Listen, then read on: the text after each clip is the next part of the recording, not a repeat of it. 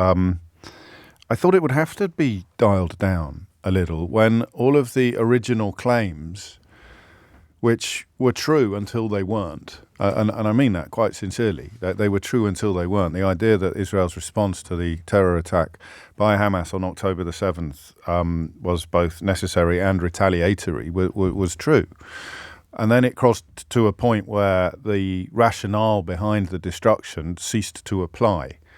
You know, people were not prepared. We discovered it live on the program. People were not prepared to say that they were fully supportive of the complete destruction of Gaza. And they were not prepared to say on air they didn't care how many civilians died. There's a slight shift. Some people have moved to the point where they're pretending that it's somehow necessary or that it will somehow deliver the eradication of Hamas or the release of the hostages, both of which is, I'm afraid, pie in the sky, and probably, and certainly in the case of the eradication of Hamas, it was from the start.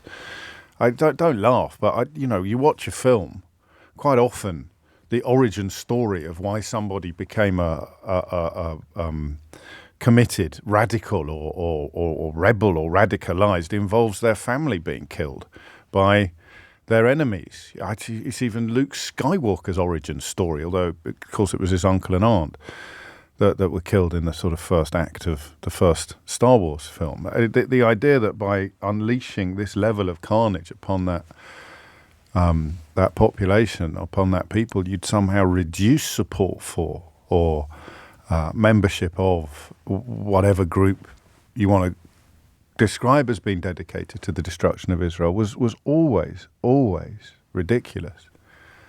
And the crucial point for me, and I'm just an observer, remember, the crucial point for me was when people just stopped actually engaging in good faith.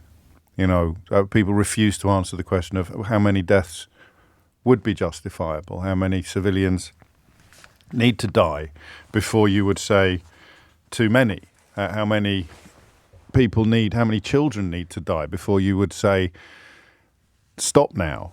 And, attempts to typify it as a war when since October the 7th, I don't know what the death toll is in Israel since October the 7th, but I think it's in single figures. So the idea that it's a war in any conventional sense is palpably absurd. It's a massacre. It's a massacre that some people support because they believe that the lives in Gaza are worthless, or they believe that there are no innocent people in Gaza, something which politicians in Israel have said and civilians have said as well. Just think about that. Even if you were born last week, you are not innocent. There are no innocent lives in Gaza. And there are people who perhaps interest me the most, and I say that with, I don't know what I say that with, actually. I sympathy, heavy heart, I don't know, but I say it with some weird emotion inside me. There are people who know that it's wrong and terrible, but actually are also supportive of it because they're so terrified about the existential threat to the country of Israel that is posed by Hamas, and a belief that is shared much more widely perhaps in the world than many people appreciate, that the modern state of Israel has no right to exist. That's why I find that position most interesting, because it's both cognitively dissonant and yet completely comprehensible. You can watch what is happening in Gaza with your humanity dialed down, I think, because of that very real and defining part of your personality that sees the modern state of Israel as the only sanctuary on this planet from the sort of ideologies that drove the Holocaust and the pogroms and the centuries of persecution. And I wonder why it's so difficult to articulate that out loud. I think it's probably a mark of goodness, because somewhere deep down inside you know it's not justified, but you're making a calculation based upon history and based upon geography and based upon experience. And the calculation is, if it makes me feel safer and my family feel safer for generations to come, then they must die. And that really is where the world or the international community or the United Nations would come in, because that kind of calculation is not to be decided by an interested party. You know, the justification for death for a massacre is supposed to be policed by international treaties. It's what the Geneva Convention is for. The idea that the aggressor, and Israel is now the aggressor, a provoked aggressor, obviously, and completely, but it is now clearly an aggressor. The idea that an aggressor gets to set the terms of engagement completely and clearly is just wrong. 18,000 dead, is it? Every building, almost every building destroyed. Razed to the ground, nearly 2 million people, 1.7 million people displaced, no food, no water, fighting over crumbs. And in response, what do we say? We say Hamas remains dedicated to the destruction of Israel. Hamas will continue to attack Israelis, attack Jewish people. And that's where we are now. And it can't be a very pretty place to be, actually, this knowledge that I'm describing you.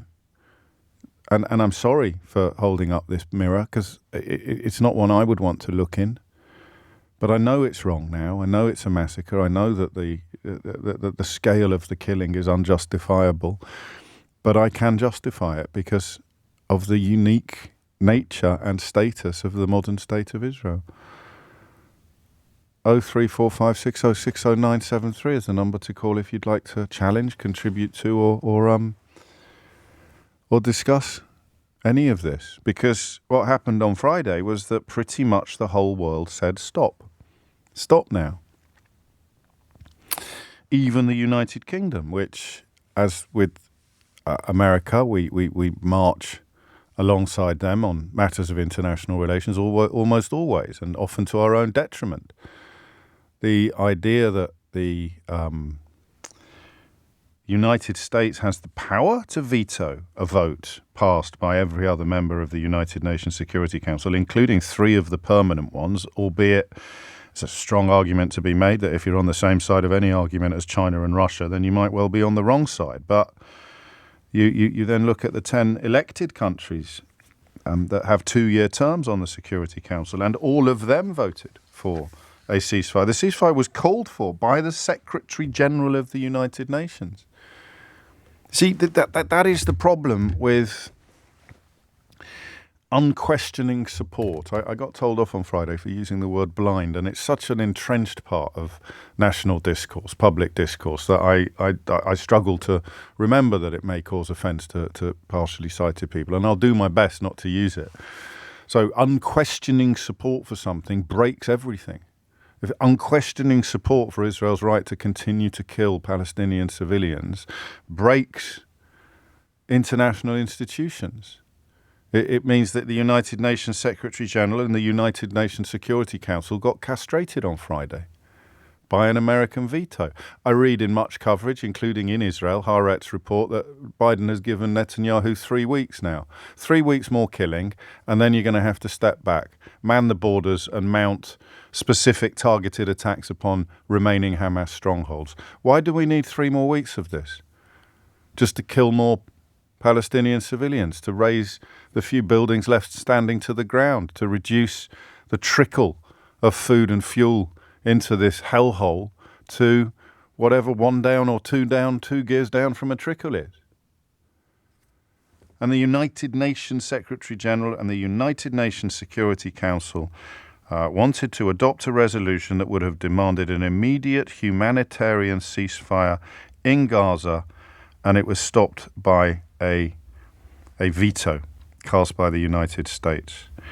And the United Kingdom abstained.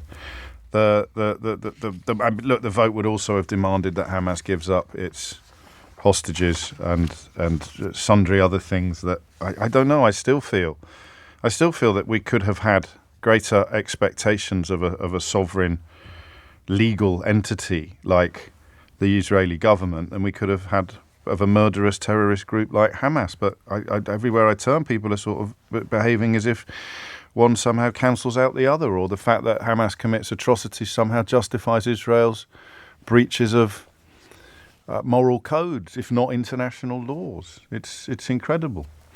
And America vetoed it. America vetoed it. Just so you're clear, the resolution would have demanded the immediate and unconditional release as well as of all hostages, as well as ensuring humanitarian access.